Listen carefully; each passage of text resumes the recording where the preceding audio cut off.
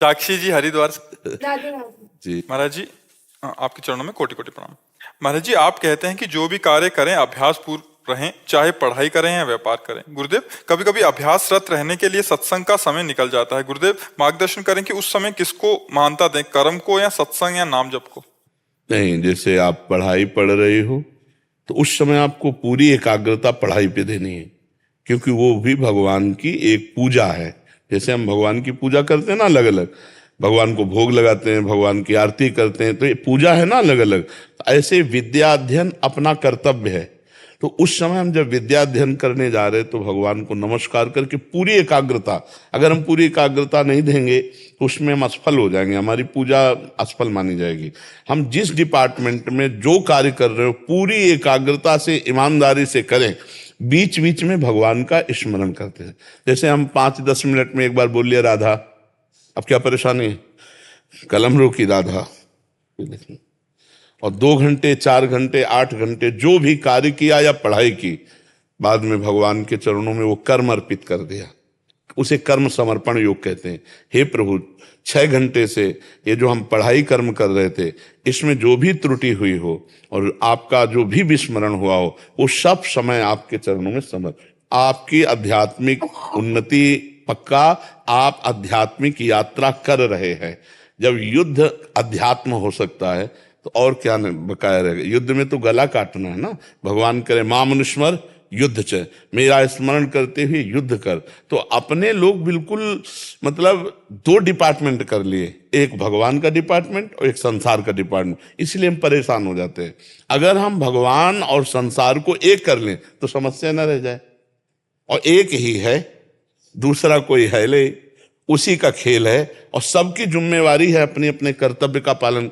कोई किसी की बहन है, कोई किसी की बेटी है, कोई किसी की पत्नी है, कोई किसी की माँ है, सबका अलग अलग कर्तव्य है और एक ही शरीर से कई कर्तव्यों का पालन करना है। इन कर्तव्यों का ठीक ठीक पालन कर लेने का मतलब है भगवान की आराधना।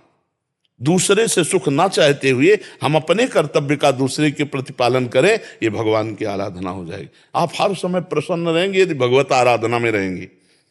भगवत आराधना का मतलब केवल माला चलाना ही नहीं है, अपने कर्तव्य का सांगोपांग पालन करना है। गुरुदेव, जैसे मैंने अभी सीए की पढ़ाई पूरी करी और मैं व्यापार शुरू कर रही हूँ, तो उसकी वजह से जैसे आपने कहा अभ्यासरत रहो, तो रात तक लेट तक काम करना पड़ता है अपना सब कुछ।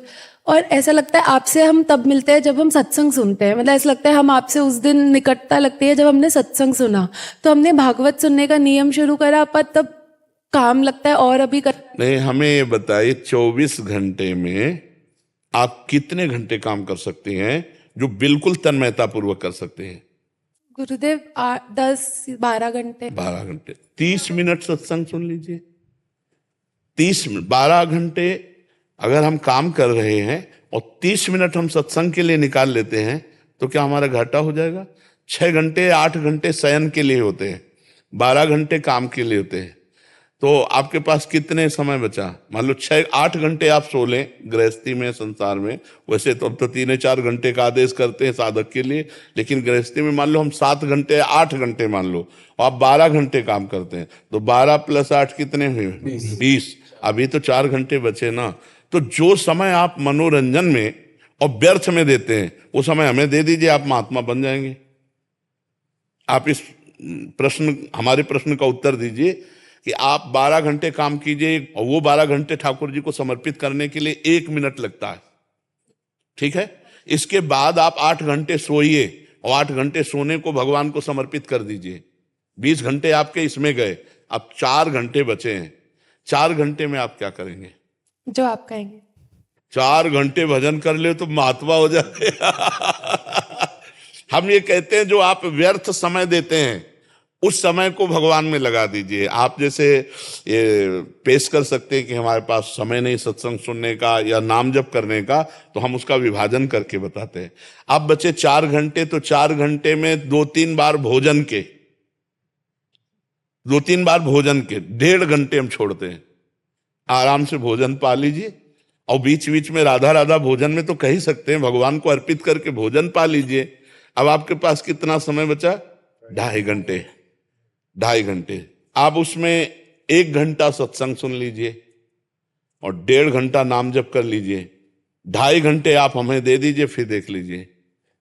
2.5 घंटे आप समय निकाल कर दे दीजिए अगर हमें, और आप अध्यात्म के अच्छे साधक न बन जाए तो आप हमें बताना, पर गलत मत करना, व्यभिचार मत करना, व्यसन मत करना, गंदी बातें ना देखना ना सुनना, फिर आप देख लो कितने अच्छे बन जाओगे आप।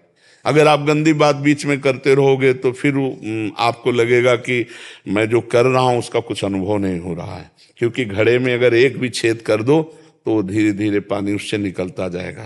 तो ऐसे ही अगर हमारे दोष हैं, गलत धर्माचरण विरुद्ध अधर्म आचरण, तो फिर आपको आनंद नहीं मिलेगा। हम पहले कह रहे हैं, अधर्माचरण का जब तक नाश नहीं होगा तब तक भगवदानंद का स्फुरण नहीं होता। तो इसलिए हमें सहयोग करो कि आप जैसे बॉयफ्रेंड गर्लफ्रेंड, ये गंदी बातें जो भारत में आ गई हैं, आप लोग उसे स्वीकार ना करें, आप लोग धर्म पूर्वक चलें। आप जब एक दूसरे को मित्र बनाएं तो माता पिता की अनुमति से शास्त्र संयम पूर्वक पाणी ग्रहण करके गृहस्थी में जाइए, फिर प्यार से रहिए, कोई परेशानी नहीं। ये गंदी बातें हमारे धर्म के विरुद्ध हैं और इससे आपका जीवन और परमार्थ दोनों नष्ट होता है। राधे राधे भक्तों, अगर आपको यह वीडियो अच्छी लगी हो तो हमारे चैनल को सब्सक्राइब करिएगा तथा गुरु जी के प्रवचनों को लाइक करिएगा।